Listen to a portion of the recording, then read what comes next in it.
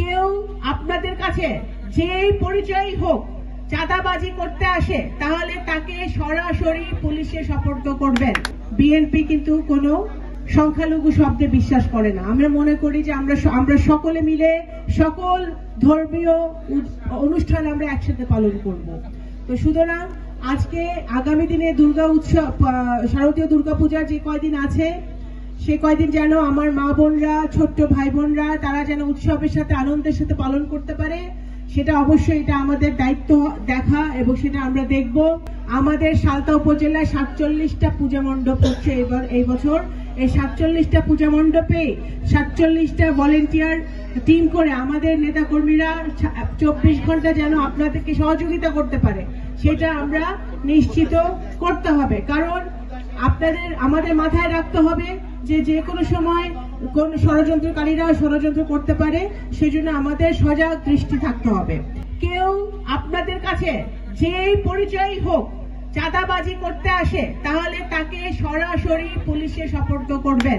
এই দুর্গাপূজায় আমাদের সকলেই উৎসব। কেউ যদি এটা সুযোগ নিয়ে আপনাদের কাছে আসে, কোন অনৈতিক কাজ করে, চাঁদাবাজি করে, তাহলে আপনারা তাকে, এখানে গ্রাম পুলিশ আছে, আনসার আছে, পুলিশ আছে, তারপরেও যদি মনে করেন যে আমাকে জানানোর প্রয়োজন আমাকে সাথে সাথে জানাবেন। আমি চেষ্টা করবো আমার জায়গা থেকে যতটুকু ব্যবস্থা নেওয়ার আমি ব্যবস্থা নিব।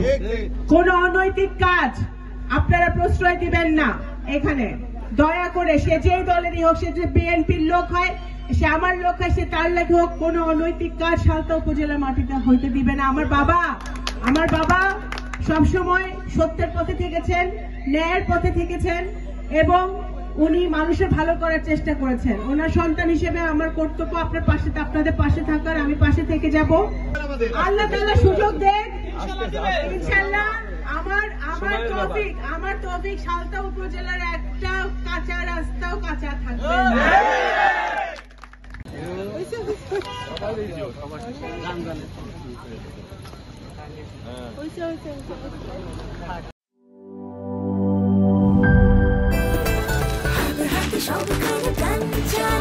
স্বাদে ভরপুর তাজা কুড়মুড় মুচমুচে খাস্তা এলিগেন্ট নাস্তা টক ঝাল ঝাল টক বাদাম প্রচুর ছোট বড় সকলের প্রাণ চানাচুর।